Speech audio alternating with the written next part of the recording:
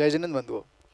नास्तिकता परिहारस्तु शिष्टाचार प्रतिपालनम पुण्य प्राप्तेश्च निर्विघ्नो शास्त्रदो तेन संस्तुति। पंच परमेष्टि भगवान की, आचार्य भगवान विश्वेश्वर सागर जी महाराज की, परम पूज्य मुनि श्री सुप्रभ सागर जी महाराज की, परम पूज्य मुनि श्री प्रणत सागर जी महाराज की जय जिनेन्द्र बंधुओं। आप और हम सभी एकत्रित हुए हैं आज विश्व प्रिय कार्यक्रम सम्यक समाधान में, जहां पर आप सभी के मन में उठने वाले सभी समीचीन विकल्पों का परम पूज्य मुनि श्री सुप्रभ सागर जी महाराज जी करते हैं समाधान।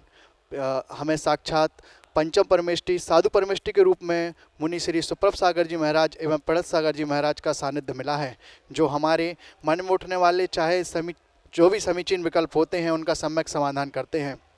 वह आपका विकल्प या धार्मिक हो सकता है या किसी प्रकार का कोई भी विकल्प हो, उसका समाधान परम पूज्य मुनि श्री करते हैं। हम ज़्यादा समय ना लगाते हुए परम पूज्य मुनि श्री प्रणत सागर जी महाराज जी के चरणों में बारंबार नमोस्तु करते हैं और यह निवेदन करते हैं कि इस कार्यक्रम को आगे बढ़ाकर धर्म लाभ देने की कृपा करें। नमोस्तु भगवान, नमोस्तु भगवान, नमोस्तु।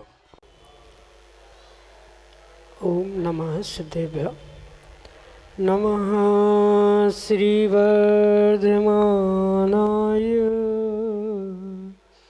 निर्दूत कलिलात्मने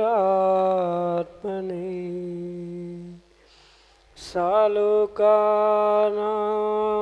त्रिलोकानां यद् विद्यादर्पणायते यद् विद्यादर्पणायते।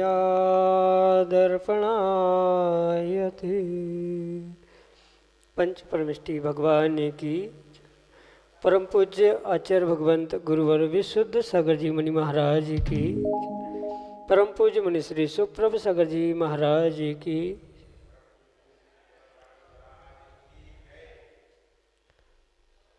जो समझदार व्यक्ति होता है वह व्यक्ति अपने पैर में लगे कांटे को सड़ने का इंतज़ार नहीं करता, क्योंकि यदि पैर में लगा कांटा सड़ जाएगा तो वो नासूर बन जाता है।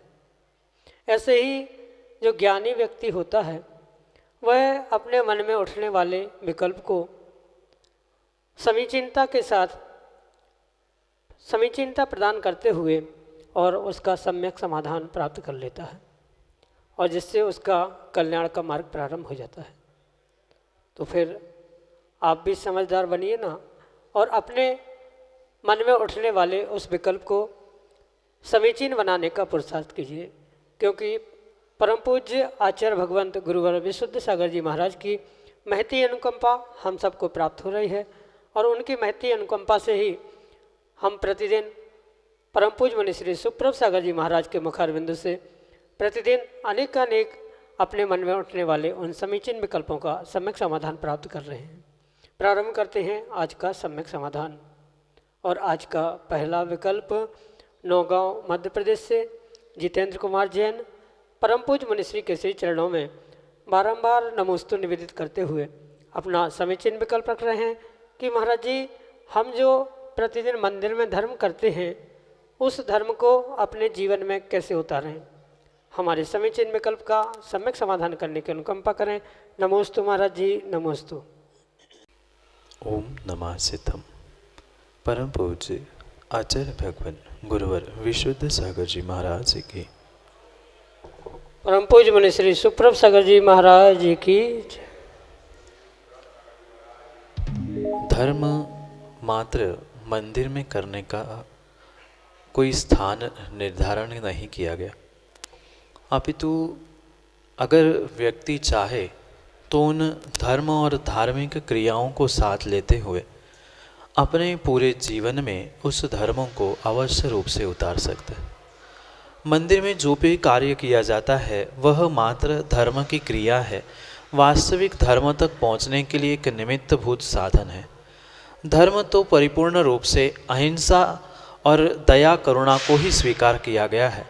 इसलिए जो मंदिर में पूजा पाठ अभिषेक स्वाध्याय आदि जो भी कार्य किया जा रहा है वह परिपूर्ण रूप से उस धर्म तक यानी अंतरंग निश्चय धर्म तक पहुंचने के लिए एक निमित्त मात्र है। और इन क्रियाओं को करने के उपरांत अगर हमारे भीतर दया, करुणा, अहिंसा, एक दूसरे के प्रति प्रेम, वात्सल्य भाव नहीं आ रहा है, तब वह धर्म की क्रिया करना किंचित भी कार्यकारी हो ही नहीं सकता। इसलिए वास्तविकता में मंदिर में किए जाने वाला धर्म एक व्यवहार और निमित्तभूत बहिरंग धर्म है। वास्तविकता में मंदिर हो या अन्य भी जहाँ हम दया, करुणा, अहिंसा, कषाय रहित परिणाम प्राप्त करते हैं, वास्तविकता में वही धर्म है। और इसलिए जैसे मंदिर में भी आप पूजा आदि कर रहे हैं तो वहाँ अपनी लोभ कषाय का उपशमन करते हुए जो द्रव्य चढ़ाया है, समर्पित किया है, वैसे ही घर गृहस्थी में भी अपनी उन कषायों को, चाहे लोभ हो, क्रोध, मान, माया हो, उनको कहीं ना कहीं विराम देने की या कहीं ना कहीं कम करने का पुरुषार्थ प्रत्येक जीव को करने की आवश्यकता ही नहीं अपितु अनिवार्यता है। इसलिए ये अवश्य समझे कि ये जो कुछ भी धर्म की क्रियाएं व्यवहार पक्ष की अपेक्षा से धर्म जिसे कहा जाता है, वह मंदिर में आप कितना ही करना और कितने ही अच्छे से करना, पर एक दूसरे जीव के प्रति हमारे वात्सल्य प्रेम के भाव नहीं है, दूसरे के प्रति ईर्ष्या भाव है, किसी के साथ हमारी स्पर्धा है, मान आदि आदि कषायों का सम्मल या उनकी पुष्टि करने के लिए हम धर्म की क्रियाएं कर रहे हैं, तो वह मंदिर में किया गया वाला धर्म कभी भी जीवन में नहीं उतर सकता। जीवन में उतारने के लिए जैसे मंदिर की क्रियाएं हैं, ऐसे घर गृहस्थी, व्यापार आदि सभी स्थानों में परिपूर्ण रूप से जीव को निष्कषाय होकर ही परिणमन या परिणाम रखने की आवश्यकता है। जितना जितना वह कषायों से रहित होते हुए ईर्ष्या, स्पर्धा, अहंकार, इन विषमताओं से दूर होते हुए धर्म की क्रियाओं के साथ घर गृहस्थी का भी पुरुषार्थ करेगा, व्यापार आदि में भी संलग्न होगा, तो नियम से वह धर्म उसके जीवन में उतरा है ऐसा अवश्य ही समझ में आ सकता है। इसलिए जैसे शांत परिणामों के साथ घर में, दुकान, घर आदि नहीं अपितु मंदिर में जो पुरुषार्थ धार्मिक क्रियाओं के निमित्त से किया जाता है, वैसे ही शांत परिणाम, निष्कषाय परिणाम अगर हम घर में गृहस्थी, व्यापार आदि में भी करेंगे तो नियम से वह मंदिर में मात्र किया जाने वाला धर्म घर गृहस्थी जीवन में भी अवश्य उतर सकता है। यही आपके लिए सम्यक समझ। श्रीमती रंजना सिंह गुरसराय उत्तर प्रदेश से परम पूज्य मुनि श्री के श्री चरणों में बारंबार नमोस्तु निवेदित करते हुए अपना समीचीन विकल्प रख रहे हैं कि महाराज जी, यदि कोई भगवान के पंच कल्याणक के व्रत करता है तो एक साथ पांचों कल्याणक के व्रत करना चाहिए या एक एक करके कल्याणक के व्रत कर सकते हैं? हमारे समीचीन विकल्प का सम्यक समाधान करने की अनुकंपा करें। नमोस्तु महाराज जी, नमोस्तु। व्रत करने की अनेक विधियाँ आगम्य आचार्य भगवंतों ने प्रदान की और बिल्कुल उन विधियों को समझते हुए ही उत्कृष्ट, मध्यम और जघन्य प्रकार से श्रावक उन व्रतों को अवश्य ही कर सकते हैं। जैसी जैसी जीव की सामर्थ्यता होती है, जैसी शक्ति होती है, उस शक्ति और सामर्थ्य के अनुसार ही जीवों को उन व्रतों को करने की आज्ञा आगम्य आचार्य भगवंत ने प्रदान की। इसलिए ये अवश्य समझे कि जो भी व्रत आप कर रहे हैं वह उत्कृष्ट, मध्यम, जघन्य किस विधि से किया जा रहा है, अपनी स्वयं की शक्ति क्या है, समय की, स्वास्थ्य की अनुकूलता किस प्रकार से है आदि समझने के उपरांत ही परिपूर्ण रूप से उसके विधि आदि का निर्धारण किया जा सकता है। जैसे कि आपने उस पंचकल्याणक व्रत को प्रारंभ किया है तो उस पंचकल्याणक व्रत को अगर उत्कृष्ट जैसी उसकी विधि विधान के पुस्तकों में लिखी है, अगर वो उस प्रकार से कर रहे हैं तो उसका उत्कृष्ट फल मिलेगा। पर माना कि उसकी अनुकूलता नहीं है, जब जैसा पंचकल्याणक का या जिस तीर्थंकर का कोई कल्याणक पड़ रहा है उस प्रकार से करने की अगर अनुकूलता बन रही है तो अवश्य ही उस प्रकार से उन व्रतों को जीव कर सकता है, उसमें किसी भी प्रकार का दोष नहीं है। हाँ, उत्कृष्ट बात जैसे उसके विधान का व्याख्यान, विधि का व्याख्यान आचार्य भगवंतों ने या व्रत के विशेष रूप से व्याख्यान करने वालों ने लिखा है, उस प्रकार से करने से उत्कृष्ट फल मिलता है। अगर वैसी करने की शक्ति नहीं है, अनुकूलता नहीं है, तो जघन्य रूप से जैसी शक्ति है उस शक्ति के अनुसार ही उस कार्य को आप अवश्य ही कर सकते।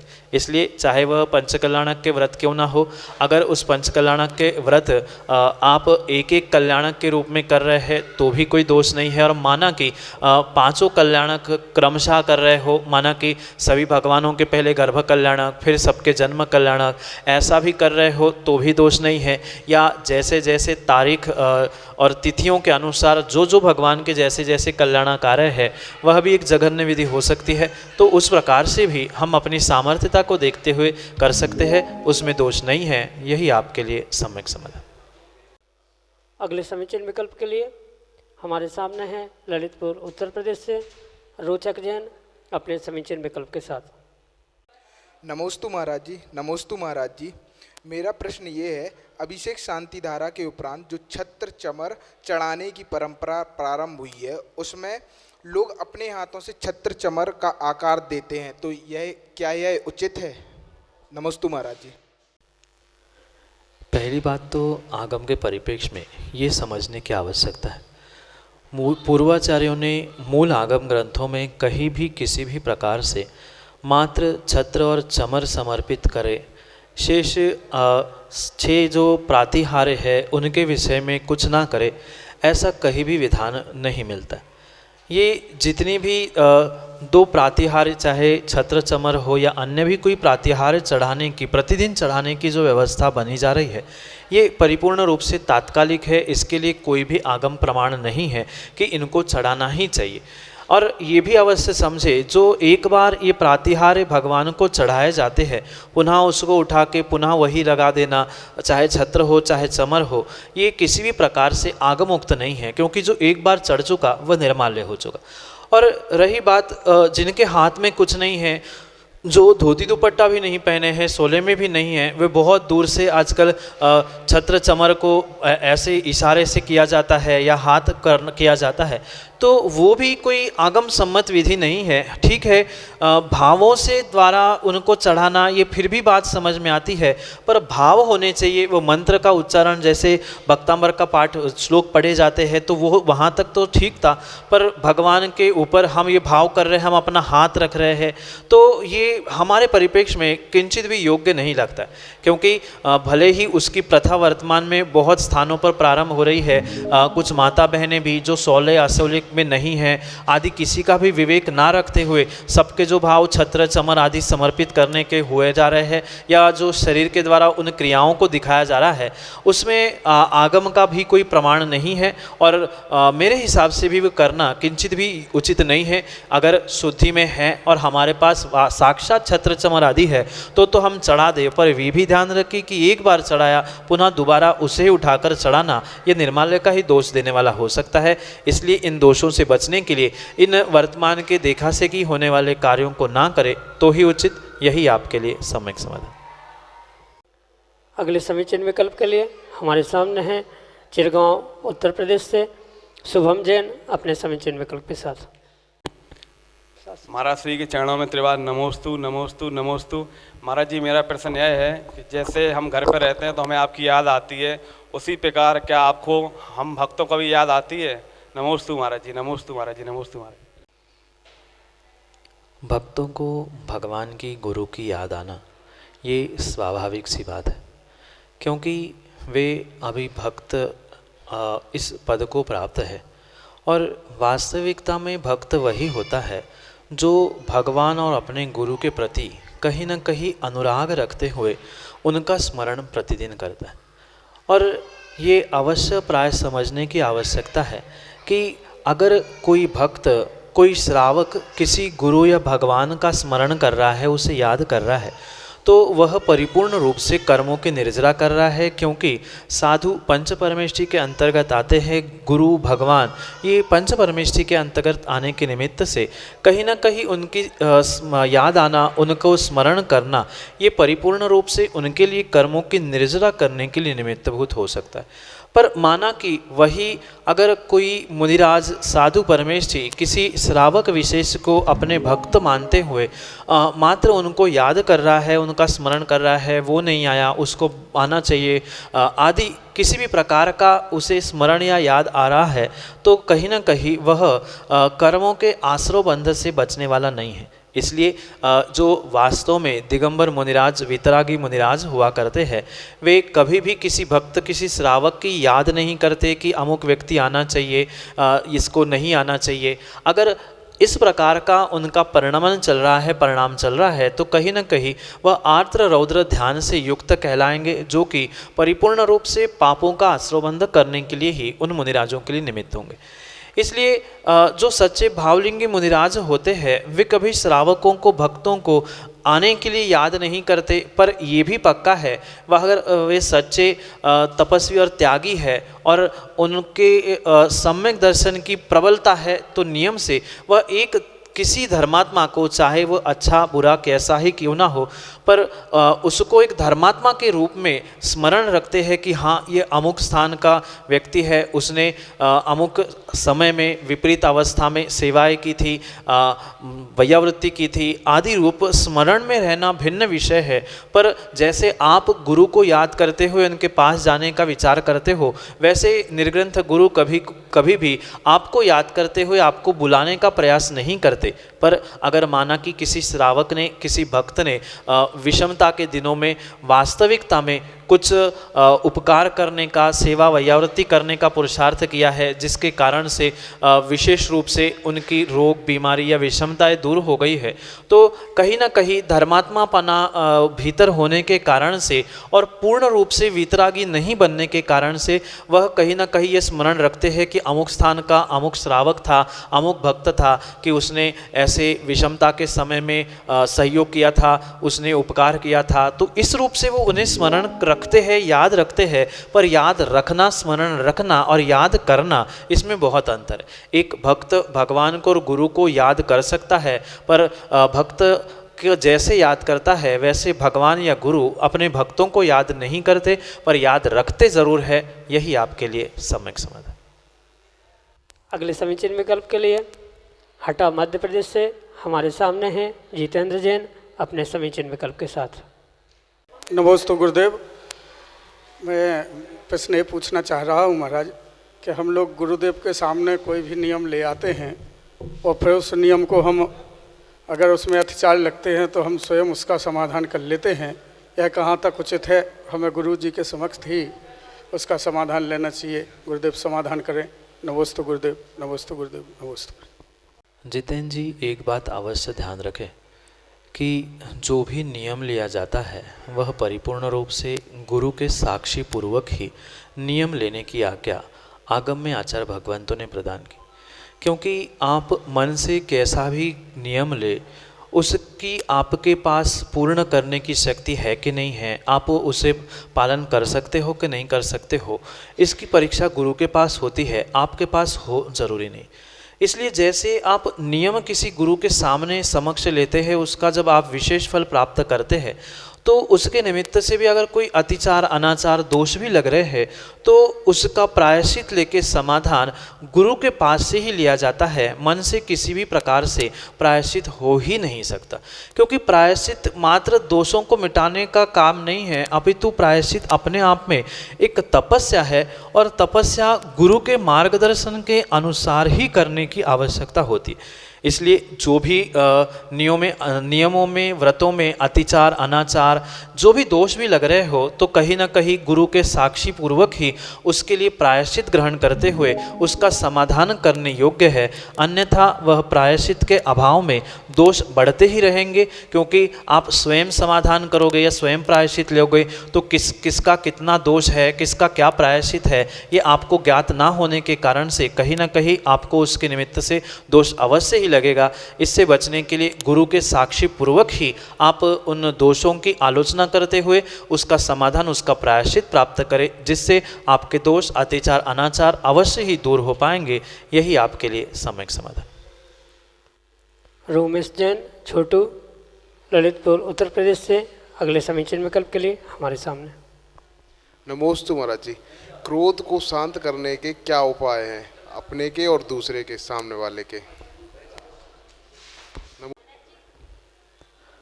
ये तो आप बहुत अच्छे से जानते हैं कि क्रोध कषाय है और वह कहीं ना कहीं स्वयं का और दूसरे का भी अहित करती। जब आप ये जानते हैं कि क्रोध कषाय से स्वयं का और दूसरे का अहित हो रहा है, तो परिपूर्ण रूप से आपको उन कषायों से और कषायों के निमित्त से बचने का अवश्य ही प्रयास करना होगा। पहली बात तो मैं आपसे ये कहना चाहता हूँ कि जैसे व्यक्ति को छींक आती है, जमाई आती है, उसके कुछ क्षण पहले जैसे भान होता है कि अब मुझे छींक आने वाली है, जमाई आने वाली है, तत्क्षण व्यक्ति संभलता है, हाथों के नाक के सामने हाथ रुमाल आदि ले जाता है या अन्य ऐसे कुछ निमित्त कर लेता है जिससे वह सबके सामने बेइज्जत होने से बचे। जैसे छींक और जमाई आदि आने से कुछ क्षण पहले भास होता है, बिल्कुल ऐसा ही कषाय भड़कने से पहले, चाहे क्रोध हो या अन्य भी कोई कषाय हो, उसके कुछ क्षण पहले, कुछ समय पहले व्यक्ति को ये प्रतिभासित होता है कि अब मुझे गुस्सा आने वाली है, अब मैं चिड़चिड़ाने वाला हूँ। तो जैसे ही हमें समझ में आता है तो तत् समय व्यक्ति को वहाँ से दूर होने की आवश्यकता है। माना कि आप किसी मित्रों के साथ है और वहाँ पर आपको ये लग रहा है कि कहीं ना कहीं अब गुस्सा आने वाला है, तत्क्षण में जिनके साथ आप बैठे हो वहाँ से उठकर कहीं अन्यत्र पहुँचने का प्रयास करें।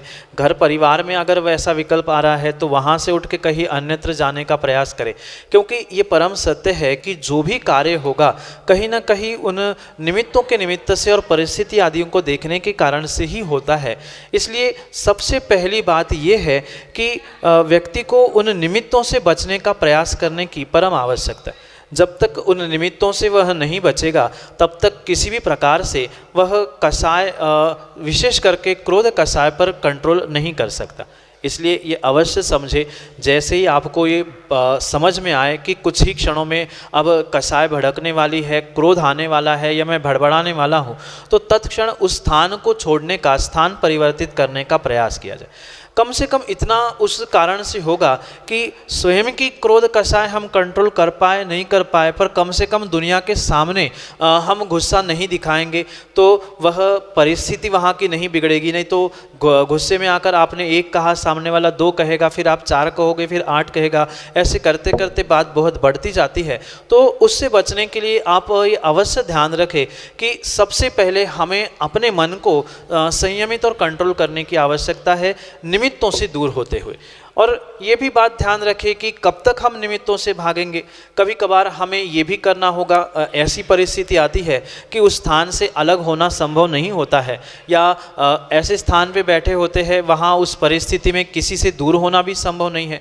तो उस समय में सीधी बात है, हम तुरंत मौन ले ले या भगवान की जाप माला आदि करने लग जाए या कुछ स्तोत्र पाठ करने लग जाए, जिसके कारण से आपका मन उसमें डाइवर्ट हो जाएगा और जो कषाय के निमित्त से दिमाग में उल्टे सीधे विचार आ रहे थे या गुस्सा आ रही थी, विपरीत शब्द निकल रहे थे, कहीं ना कहीं अपने आप में उसको सही मार्गदर्शन या सही मार्ग मिलने के कारण से वह उससे व्यक्ति स्वयं का भी और दूसरे का भी घात होते हुए से बचा सकता है। इसलिए सबसे पहले पुरुषार्थ निमित्तों से दूर होने का, बचने का करना चाहिए। अगर निमित्तों से दूर नहीं हो पा रहे हैं, वही बैठे बैठे हम भगवान की माला, स्तोत्र पाठ आदि आदि कार्य कर सकते हैं, या अन्य भी अपने मन को संयमित करने के लिए चाहे स्वाध्याय कर ले, या ये कुछ भी नहीं कर पा रहे हैं तो बहुत अच्छी बात है, आजकल सबके पास मोबाइल होता है, उस मोबाइल में बहुत अच्छी कुछ कॉमेडी सीन या कॉमेडी ऐसा कुछ देख ले जिससे अपने आप अपना जो टेम्पो है, जो गुस्सा है, अपने आप शांत हो जाए। ऐसे कई निमित्तों को और कई साधनों के द्वारा अपनी अपनी कषाय को व्यक्ति ठीक कर सकता है। और सीधी बात है, आपने एक ने भी कषाय को कंट्रोल कर लिया तो सामने वाले की भी कषाय अपने आप कंट्रोल हो जाएगी। इसलिए परिस्थिति को संभालते हुए स्वयं को और सबको ही उस गुस्से से दूर रखने का पुरुषार्थ करना होगा। यही आपके लिए सम्यक समाधान। श्रीमती अंजना जैन, ललितपुर उत्तर प्रदेश से अगले समय चिन्ह विकल्प के साथ हमारे सामने। नमोस्तु भगवान, नमोस्तु भगवान, नमोस्तु भगवान। भक्तांबर स्तोत्र पढ़ने का समय कौन सा है? ठीक है, नमोस्तु भगवान।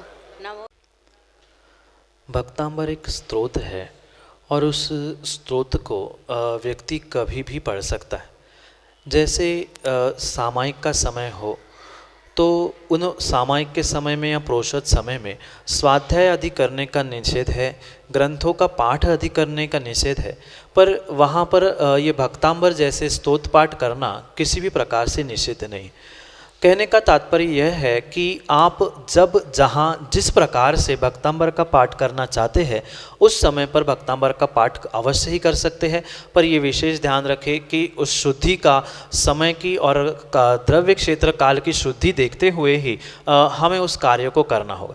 माना कि आप पलंग पे बैठे बैठे पाठ करना चाहते हैं तो वह अयोग्य है, चलते चलते जूते चप्पल पहने और फिर पाठ करना चाहते हैं तो वो भी अयोग्य है। कम से कम अपने वस्त्रों का, अपने क्षेत्र आदि का तो शुद्धि का ध्यान अवश्य ही रखना होगा, पर काल के निमित्त से ऐसा कोई नियामक बंधन नहीं है कि इतने ही काल में करना चाहिए, इतने काल में नहीं करना चाहिए।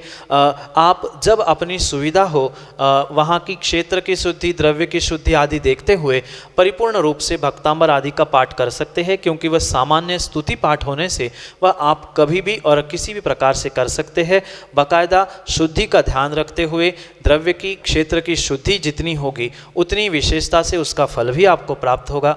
यही आपके लिए सम्यक समाधान। जय जिनेंद्र बंधुओं, उम्मीद है आप सभी को मिल गया होगा आपके समीचीन विकल्पों का सम्यक समाधान।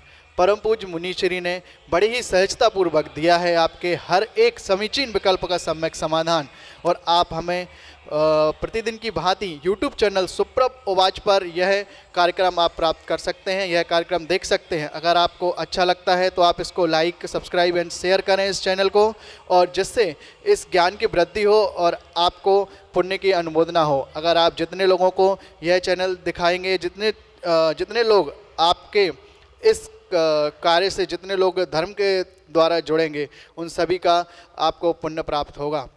अतः आप हमें कोई भी विकल्प हमें भेज सकते हैं। हमारा व्हाट्सएप नंबर है 8707548811। आप इस नंबर को फिर से एक बार लिख सकते हैं, 8707548811। जय जिनेंद्र बंधुओं।